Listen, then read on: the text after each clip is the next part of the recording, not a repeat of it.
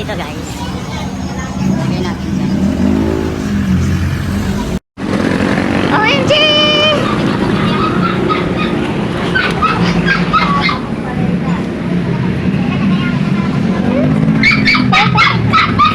Nakuha ko na siya. Ayan siya. Hello.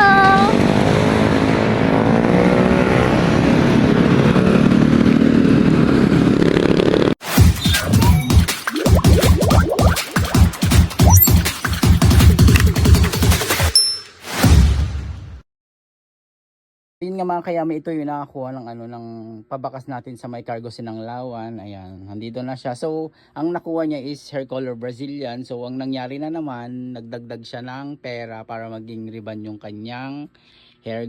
Kasi pag i-Brazilian natin siya, kita nyo, tignan yung texture ng hair niya, medyo kulot na siya.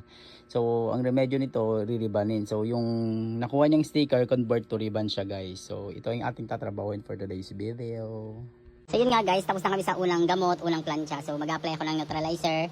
Pampalambot yun ng kanyang hair. And then, after nun, babalnawan ulit namin.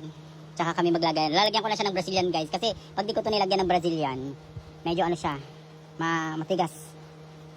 Hindi kaya ng neutralizer ng rebanding number 2. So maglalagay pa rin ako ng Brazilian. Diba? Kotang-kota na siya.